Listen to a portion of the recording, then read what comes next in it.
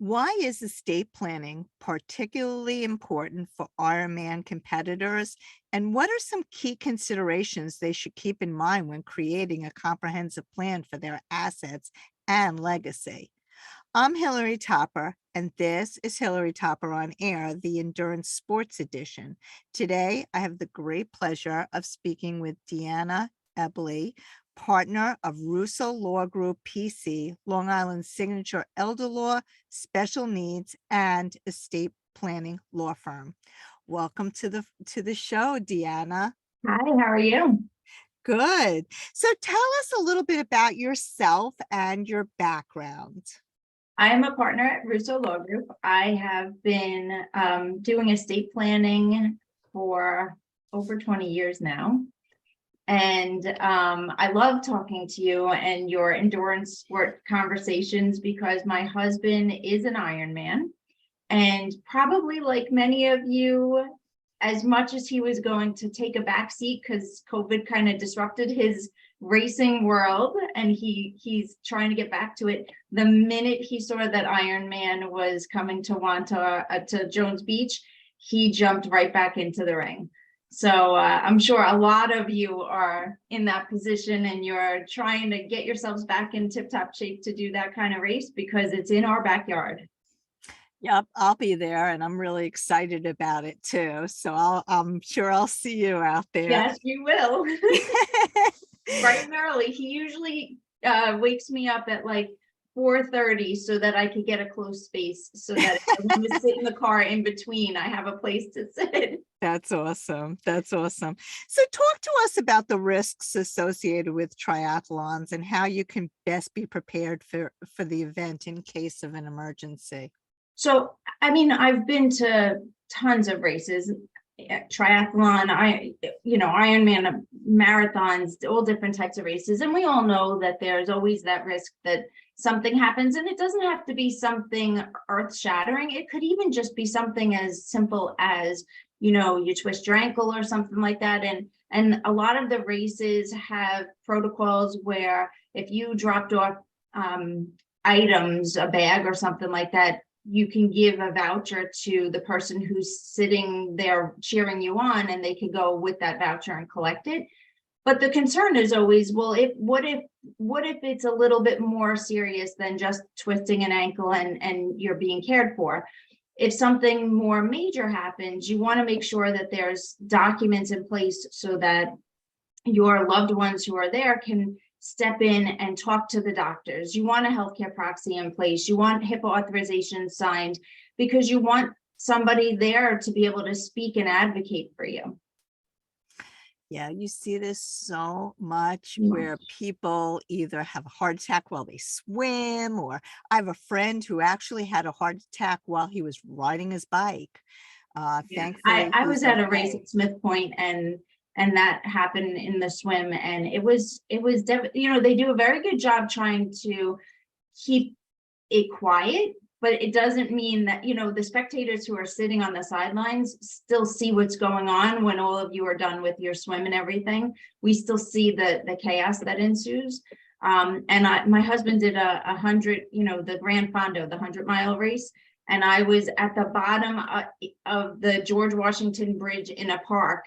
And I watched them searching for someone's wife because he had an accident.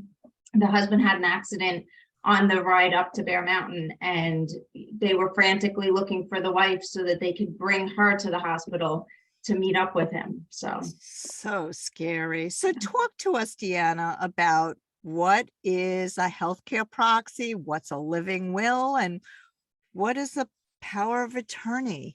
So from a medical standpoint, because you and I started out with the medical conversation, the healthcare proxy, most people understand to be the direction to give the family authority to speak to the doctors. So most often the way that we do that in our office is we do the healthcare proxy, which says, hey, doctor, these are the people that know my wishes, and these are the people I want you to talk to. And it's a pecking order. It's a pecking order on purpose, because if you have multiple family members who have the right to make those decisions or have that conversation, and they don't agree with what your wishes are, if they start fighting, who does the doctor talk to? So that pecking order is necessary and important in this situation. But the healthcare proxy in our office doesn't generally, it's general. It doesn't talk in terms of what you want, because we want to separate those documents out and give the doctors the information that they need. They just need to know who to talk to. And the living will tells the people that you're naming what you want. So it'll tell people, it will tell your loved ones things like, in a really extreme circumstance, if two doctors are telling the family that you're in a permanent vegetative state, you're terminally ill, you're not going to live a meaningful life, do you want the extremes like a heart pump, a respirator, all those kinds of things, like you're only living with machines, making sure you're living? A lot of people say just pain management, comfort care, and leave you alone. That's, in 20 years, that seems to be, I would guess at least 95 to 97% of my clients have that as a wish. But I have had clients, my mother in particular, who says, no, science advances every day, and I want everything that you can do because they may cure me tomorrow. So the living will and the healthcare proxy work hand in hand with one another. We also do a HIPAA authorization, which many people are aware of HIPAA authorizations because you sign them every time you go to a doctor. But we like to do one separate and apart so that you don't have to hope that you signed one with the doctor. It just passes with, it passes along to whatever doctor your family is working with. So there's never question about their ability to get information about you. The power of attorney is a financial document. So if you do have an accident of some sort, and the family needs to step in and just make sure that your money is being used to pay your bills and they can access those kinds of funds for you while you're either in the hospital or something is going on in the medical world, the power of attorney is the document that allows the family to step in and make those kinds of decisions for you. So that's always very important. Thank you. Thank you for clarifying that. I think a lot of people are, just confused with all these terms. And so that really, is great information. All right. Before we move on, I have to say that I'm so appreciative of my sponsor and must thank him. Tell him that you heard about him on Hillary Topper on Air. Special thanks to Boldfoot Socks, a family and veteran-owned, American-sewn, American-grown sock company.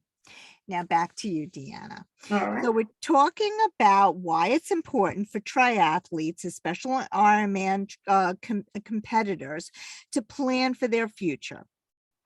Can you tell our listeners about a last will and testament or any other important documents we haven't covered yet? Yes, absolutely. So the last will and testament, which we hear about most often from people, Hollywood gives that perception that we're going to do a formal reading of a will and, grandma's going to leave everything to the cat kind of concept. The last will and testament really is the document that if something should happen and you pass, then all the assets that are owned in your name alone that you didn't designate a beneficiary need some kind of designation to figure out who gets what. And the last will and testament is that document that decides who gets what. So it's your opportunity, your last opportunity to say, this is who I want to inherit. This is how much I want them to inherit, usually percentages. And it explains to the courts and the rest of the family what your last wish was. But that is only in a circumstance where somebody passed with an asset in their name that did not have a designated beneficiary and there was no joint owner on the account. I would say that the better option, because a last will and testament, I think what some people don't realize sometimes is that requires probate. So when you hear people talk about probate court and the chaos that ensued while their family was going through probate, that is what happens when you have a will. You take that will to the courts, the judge and his clerk go through everything, make sure that everything is okay. If somebody's being disinherited, if they were going to inherit, had there not been a will, they still get notice. So they're still allowed to make a scene. They're still allowed to show up in court and say, no, it should have been this way. There's fees associated with the courts. You're subject to their time schedule and their calendar. And in some instances, it's giving keys to the person to create the chaos that we were trying to avoid the chaos for. So what I always suggest is that your better option is either, depending on what your planning needs are, is either a revocable trust or an irrevocable trust, because those documents keep us out of the court system. If you're, for example, your house, which you can't name a beneficiary on, if your house is in your name and we have to probate because you had no beneficiary and it has to go through your will and we have to go in the courts, that may cause a delay in selling the house. But if you took your house, put it in a revocable trust, something happens to you, the trustee can immediately step in and start doing things to help get that house sold, which is important because the market is volatile and sometimes you want to strike while the iron's hot. And there's costs associated with keeping that house up. So it may be that the family just needs to sell the house, so because nobody has the means to keep up two households. So doing a trust, to me, is always a better way of keeping, one, the courts out of it, and two, if you're trying to disinherit somebody, that is definitely the better way because they're not required to get notice in a trust situation. So talk to me about a case study or real life experience you can share about planning for the future that really impacted someone's life for the better. For the better. So I actually do a lot of planning where I had a case that the daughter was disabled, and we were able to do planning for mom and dad where we put the house in the trust. And then that way the daughter, who was getting government benefits, when she inherited the assets from mom and dad's estate, she inherited it in a protective way where it was staying in trust for her, and she didn't lose the government benefits because of the inheritance. And it helped to make her life not change in any way. She had enough change with losing mom and dad to then have to deal with how was she going to manage everything, or what benefits was she going to lose, would have been earth-shattering to her. But instead, we were able to keep everything in a trust and maintain all of the benefits, so she had a sense of continuity there. That's great. That really is great. Yeah, it's huge. It's huge. So back to the Ironman competitors, or the triathletes. I mean, I don't know that it really makes a difference. I mean, you could, if you're a triathlete and doing an Olympic, something can happen there too. Absolutely.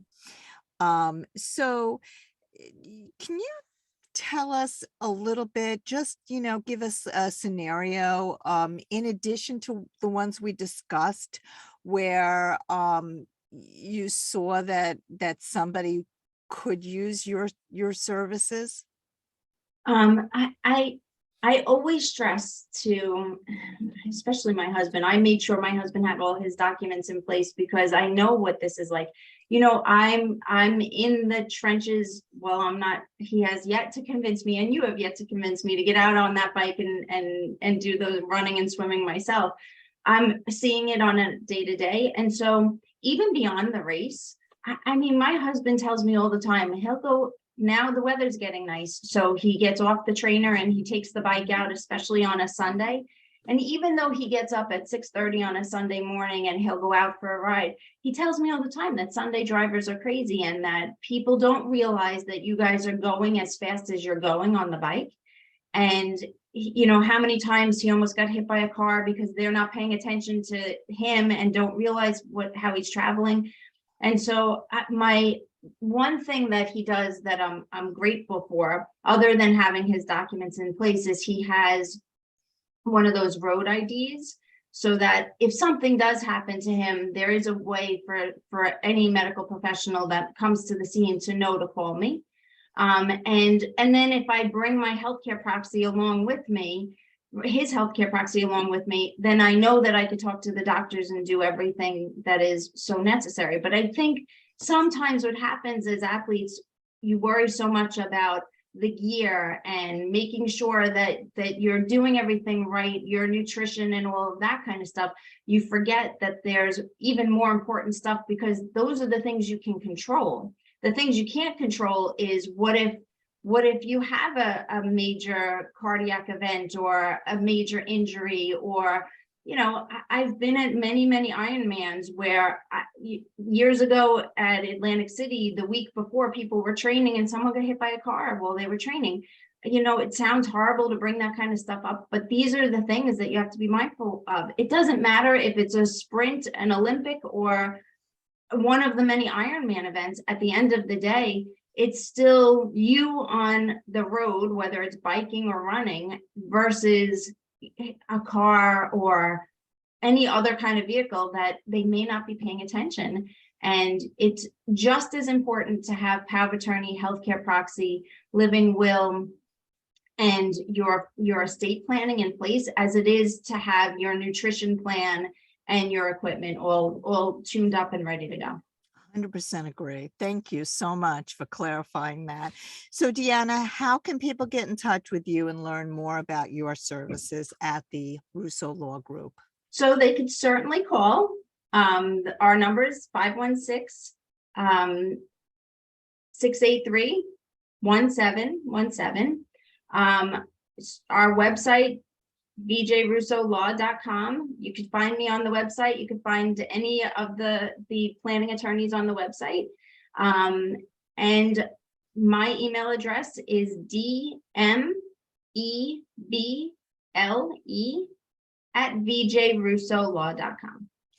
Terrific. Well, thank you so much, Deanna, for being on the show. I want to thank our sponsor once more, Bold Foot Socks, a family and veteran-owned, American-sewn, American-grown sock company. For more information, visit boldfoot.com. I'd also like to thank our listeners for tuning in. If you want more information on this show or any other show, visit our website at hillarytopper.com. Or you can find us at Spotify, iTunes, Google Play, Apple Podcasts, even Amazon Alexa.